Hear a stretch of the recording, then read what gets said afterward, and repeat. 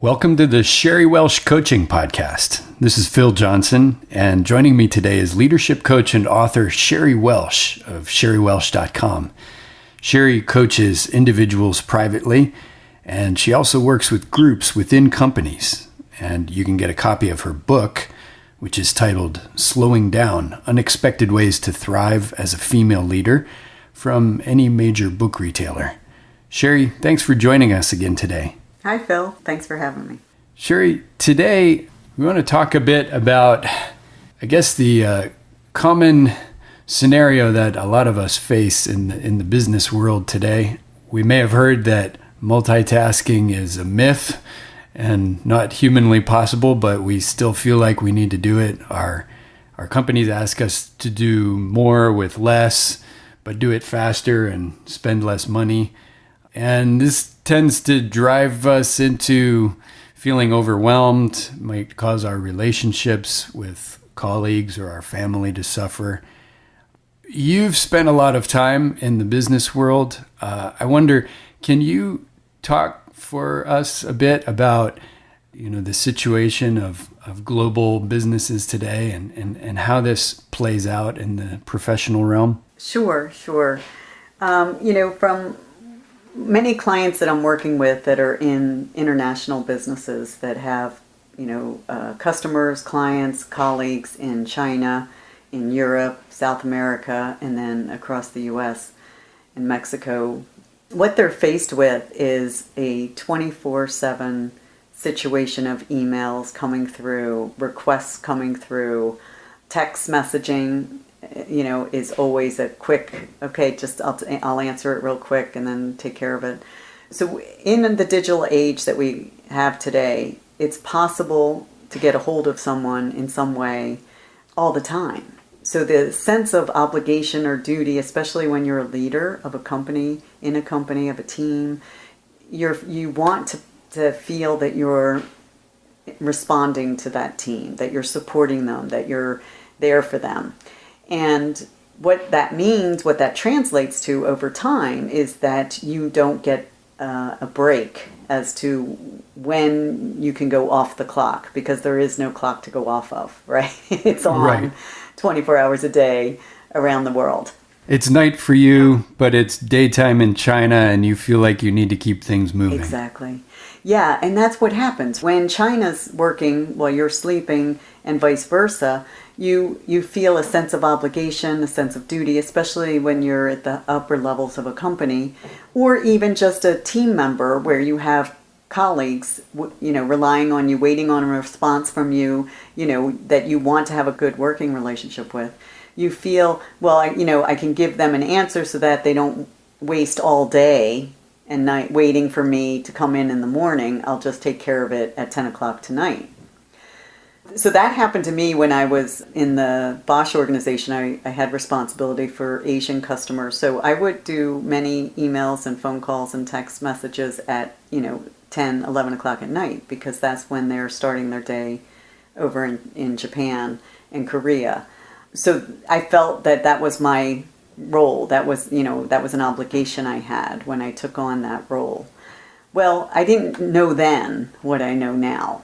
And there's ways that, I can be more focused and more clear in how I communicate and when I'm available, so that I can keep things moving along in a seamless way that doesn't put bottlenecks in the mix, where anyone has to wait on me for a response before they can act, and vice versa, so that I can continue to stay productive and stay in motion instead of waiting for someone else. There's plenty for me to put my time and attention on, moment to moment.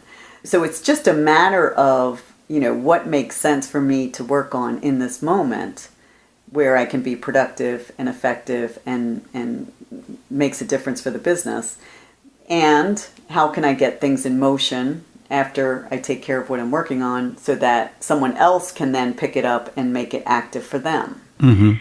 Now, before we get into kind of the solution side of this, I wonder, can you kind of trace out for us, maybe with some illustrations or some things that you have been hearing from clients about how this affects our productivity, our level of performance, or our relationships? Yeah, so, when I have several clients that are in leadership positions at companies, and they are coming into coaching sessions with a level of frustration, things to work on, that they say, okay, I'm just feeling like I'm just not getting enough done.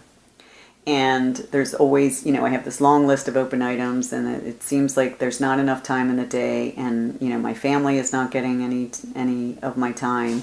I'm taking home work all the time. I just can't, this doesn't work. I just can't do it anymore. So some clients are getting frustrated to the point where they think they should just quit and find something else. And that's one option. It's not the only option, though. And what I like to do when these clients come in with a sense of overwhelm, a sense of overload, a sense of I just can't do this. There's too much to do and not enough time to get it done. And in this world situation we're in, where companies are highly competitive, they minimize the amount of headcount they have to add to get jobs done because they think, well, the people we have should just get it done faster and more effectively. And that's nice to wish that. The key is how do you do that? How does that happen? And it's not just a how to, it's who are you being in order for that to happen. And that's what we've been talking about in these podcasts with all of the energy leadership work we've talked about. And the, trust model that we've presented is who am I being so that I can be a focused leader, get what I want to get done on time as I committed to get it done in a way that is relaxed and enjoyable and useful to what this company is up to and what I'm a part of in this company. And who do I want to be to make that happen? So if we go to the energy leadership 7 levels, we talk about what kind of leader do I want to be in order to be my best throughout the day, in the moments throughout the day, so that I can effectively get done in a focused, deliberate way what I commit to getting done, what I choose to get done. So every day it's going to be a new day. Every day is going to be new variables that come into play because we don't live in a static time frame. We live in an ever-changing, dynamic environment. So who I want to be moment to moment is a clear, calm, level 6, can envision and stay in my inner higher wisdom, relaxed, focused individual who's addressing a person or a situation or a task at hand in this moment and giving it my full attention. So that's who I want to be. I want to be in that space, and that's in each and every single person. Yeah. In the human race. So every client I work with, we do an assessment on the 7 levels of energy leadership, and every person sees, okay, I have this level 6 in me. I have this level 7 in me.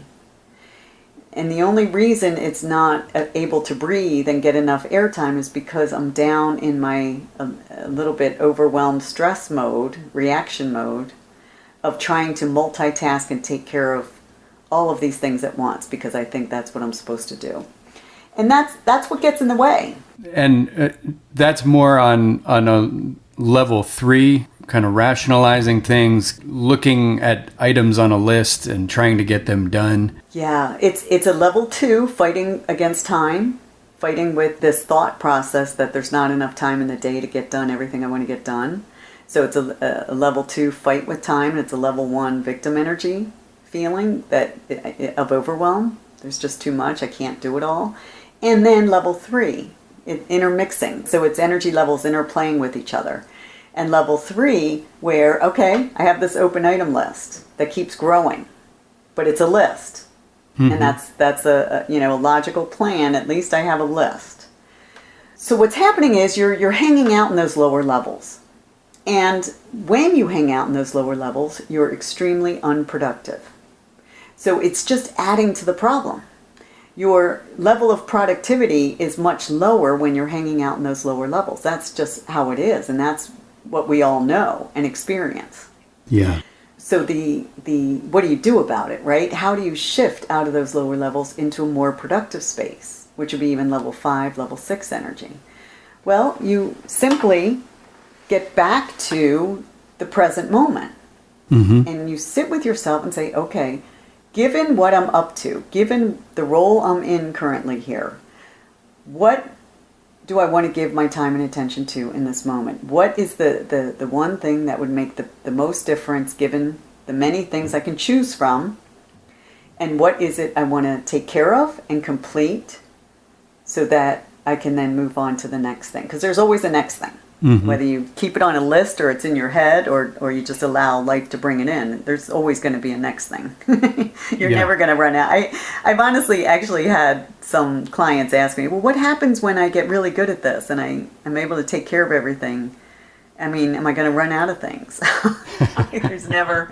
That never happens.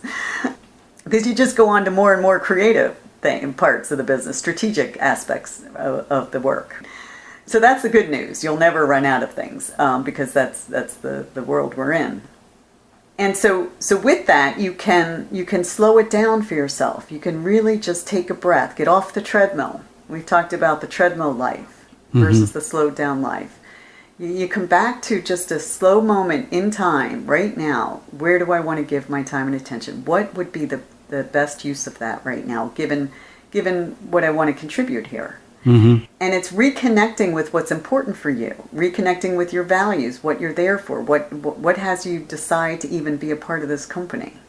So all of that can come into play day by day, moment to moment, so that you are throughout the day feeling like you're making a difference and you're moving forward, you're making progress towards completing whatever it is you want to take care of. Yeah. So I want to just highlight the illustration you brought in there a little bit of the treadmill. You know, if I'm on a treadmill, my legs are spinning, but I'm not going anywhere. And that's kind of how we are if we're just oriented toward fighting through the tasks on a list, trying to get things done, dealing with each distraction as it comes. We're always busy, our legs are always moving, but we're not going anywhere. But you're saying with a kind of a deliberate focus, we can slow things down, step off the treadmill, and take a level 6, level 7 kind of view of things and see what direction we want to go, and then deliberately head that way without being distracted by other things. Then we'll really feel like we're going somewhere. Is that kind of the picture? Exactly. And you won't know exactly where you're going to end up because that's getting into the future. That's unknown. But you do know if I take a step and move forward, I'm going in the direction I want to go in. And it may look different by the time I get there than what I thought it was going to be. That's fine. You've made progress. Yeah. You've made inroads into accomplishing whatever it is you say you want to accomplish. So, and we talked just, if I can touch on, we said, okay, one option is you quit when you're in that overwhelmed state. You quit and you find something else. Well, okay, you're going to find yourself in the same position a couple months in because you haven't taken care of the understanding or the misunderstanding that it's about doing more with less. It's about being more focused and more deliberate and more conscious in choosing what I'm going to give my time and attention to, which kind of paradoxically gets you more effective so you do get more done in less time. Yeah. It's what happens as a result of that system. Now, when we were talking off air before we started recording, I asked you to give me kind of a bullet point definition of what you meant by focus. And I wonder if you could give us that again. Yeah. So for me, focused is a deliberate approach to something, whether it's a conversation with another person or whether it's a task and an activity, whatever it might be. And for me, it's not allowing distractions to take me off course. So I have a couple examples that have been brought to my attention and my own personal examples that I've lived. I can tell you when I have coaching sessions with my coach Steve, I get focused and ready for those sessions every 2 weeks. And I have the items I want to cover with him, and I'm clear on what I want to get help with. And we come into the meeting, it's very effective, very complete. When I'm finished, I then put into action what we addressed. It's amazing. And so I've worked with him now for 4 years because I get so much value out of the time I spend with him. And I get value out of that time with him, even though it's 60 minutes every 2 weeks at this point, because I'm focused and clear in what I want to accomplish in that time.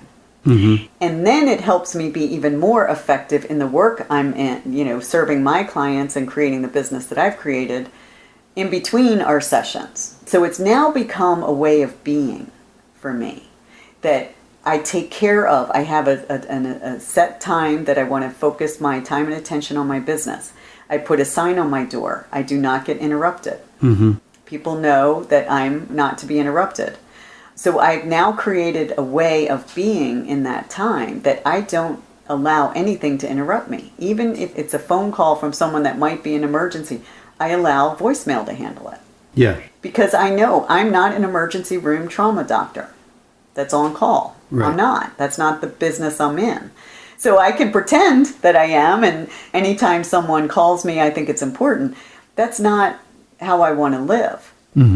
I want to be focused about choosing what I'm up to. So that's what a focused leader means. It's a leader in any aspect of life. So when I'm being the loving parent to my child, I want to be the focused leader in that relationship in that moment. So I give my child my time and attention, complete time and attention. I don't multitask. I don't pretend, that I'm listening to him when I'm actually looking at an email. If he and I are talking, I stop what I'm doing and listen and talk, and I ask him to do the same. Yeah. And what it's done is built a mutual respect for each other, that we truly have a stronger relationship now. We listen to each other more openly, and we have fewer misunderstandings. It's really amazing how it's evolved. And so I see it with clients I have. When I've given them an action plan and they haven't responded, I'll send a note saying, hey, I want to close this out. Either we agree to move forward or we agree to not at this time. And that's fine too. I don't want it open and lingering with no clear, agreement on when we get started or when we put it on hold. And that works really well for me because then I can be freed up to focus on the next client. Yeah. The next activity and give it my full attention. Yeah, that's good. So it's this focused leader that you're describing takes a deliberate approach to where they're going to place their attention.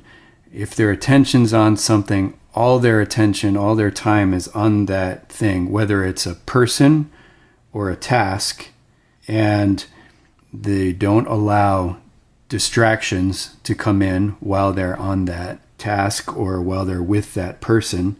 And they carry it through to a point of completion or passing it on to the next person or whatever the next step might be. And then they're ready to shift their focus to the next thing. Exactly. And, my coach Steve gave me recently, it was a article of an interview with Jerry Seinfeld.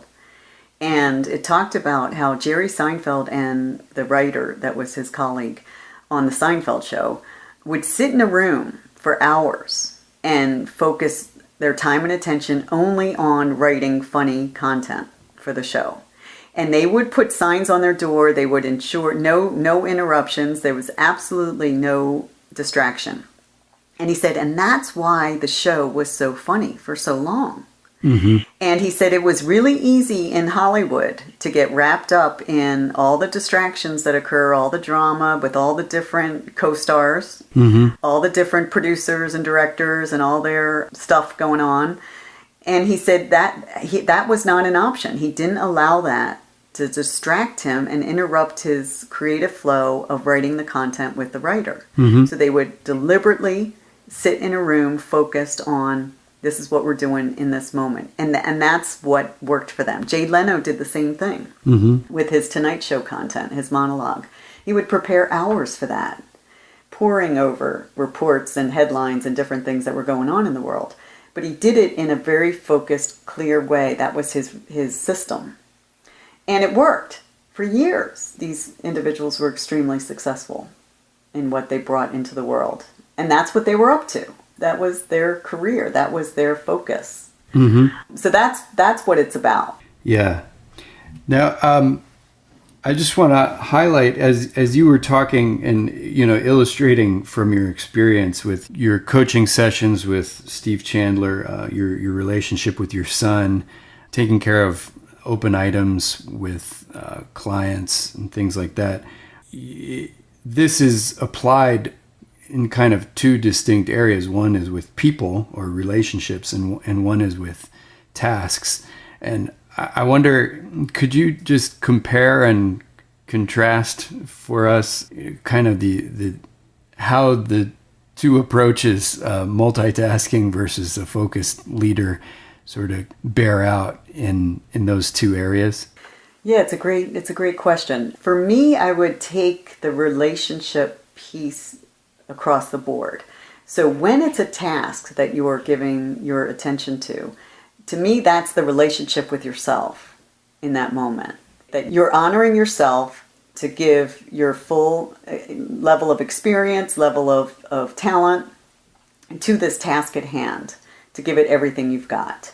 When it's a conversation or an interaction with another human being, you're giving that other person your full time and attention in that moment to truly listen to them and connect with them and share with them whatever comes up as a good idea, useful, supportive, whatever the conversation's about.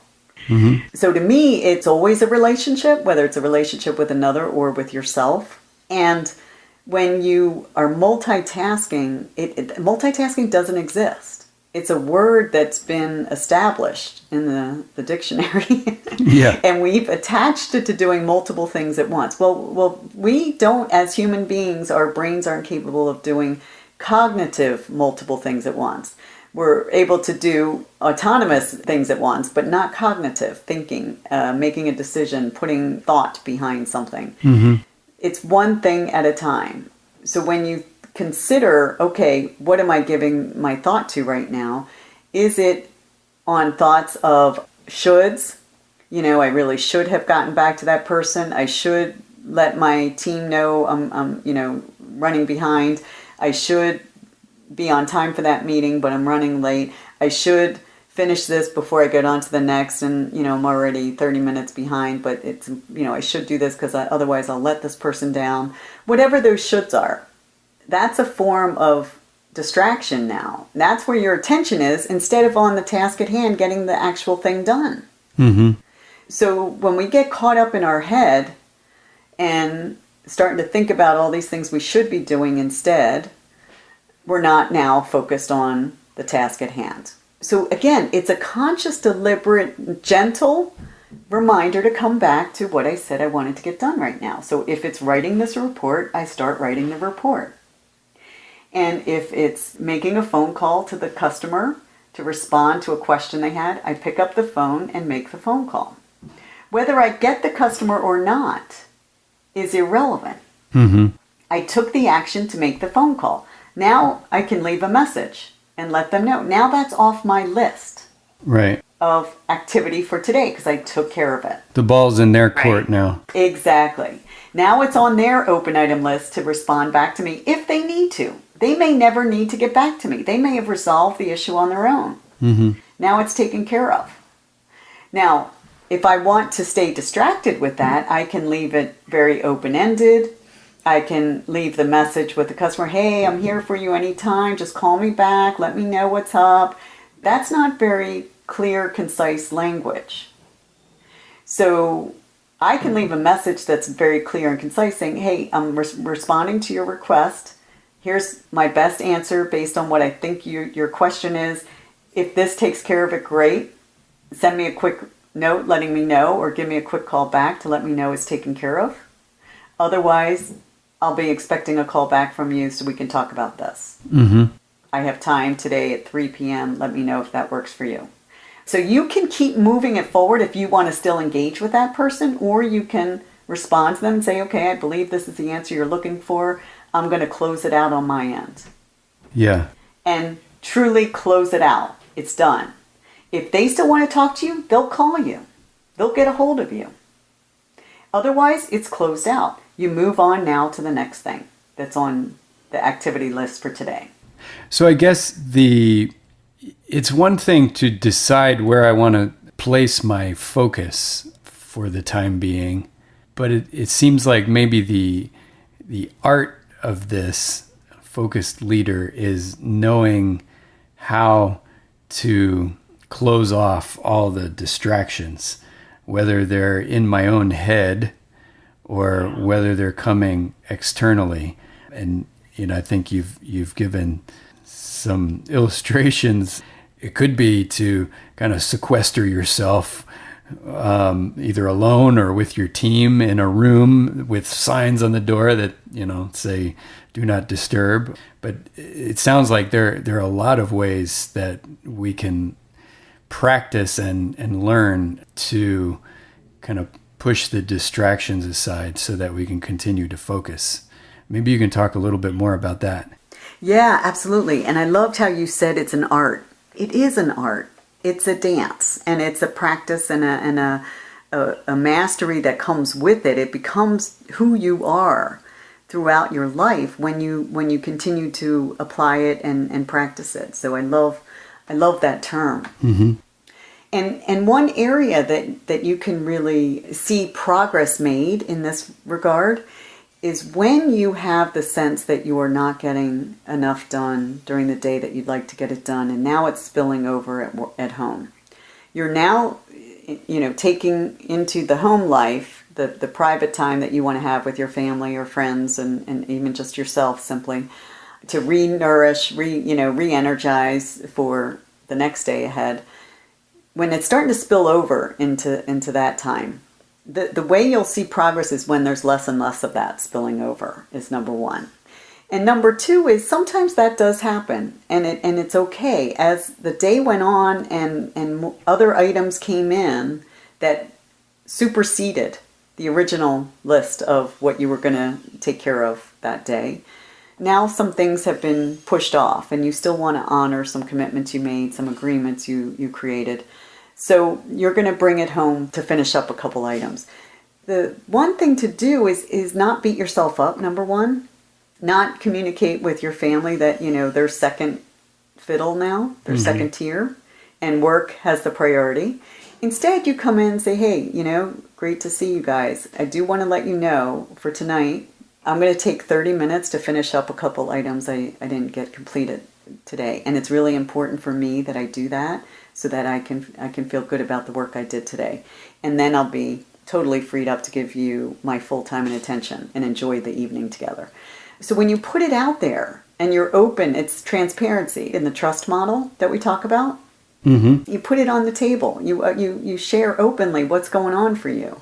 And that's just what it is. You don't have to make excuses for it. You don't need to apologize. You don't need to make it wrong or bad. It's just what it is. And what you're choosing to do is to take care of it still this evening. And because that's important to you. And that's what works for you. So that you can then really enjoy the evening. Instead of it being lingering as a should. And as I didn't take care of it, I'm letting people down. I'm not going to be highly respected. I'm not going to do my job. Whatever other thoughts are going through. Mm-hmm. So it's a way of being. And what you're going to find is when you consistently do that and you're just open and honest with yourself and with the others about what's going on, it gets taken care of more quickly. And before you know it, you didn't need 30 minutes. You only needed 10. Yeah. And it's done. And now you're freed up to enjoy the evening and really rejuvenate and refresh and have fun with your family so that you sleep well, you get to work the next day, you're ready to go. Yeah. And that's what it can be, because I know, because I live that way now. I've learned how to do that over many iterations with my coach, Steve, and the years I've put into this. And there's still work for me to do, and that's fine. I'm getting better at it, but like you said, it's an art. Yeah. And it's a much more enjoyable way to live and a much more honest way to live for myself. Yeah. Well, it would be nice if we had more time to continue to talk about different illustrations and scenarios of how to practice this art. But I think if you're really intrigued by learning more about this art of being a deliberately focused leader, you can surely reach out to Sherry for some coaching. And Sherry, I think you had an audio from your coach, Steve Chandler, that you wanted to mention. I do. So my coach, Steve Chandler, had given me the Focus Leader audio that he created many years ago. And it's still extremely relevant and valuable for clients that I share it with. So anyone that would be interested in that, I'm happy to talk to them about that and share it if they contact me. And we can definitely get that to them. Good. Well, we're about out of time for today. Sherry, thanks so much for being with us today. Thank you, Phil. Be sure to subscribe to the Sherry Welsh Coaching Podcast. You can find it on iTunes, on Google Play, YouTube, and other podcast directories. For Sherry Welsh today, this is Phil Johnson. Thanks again for listening.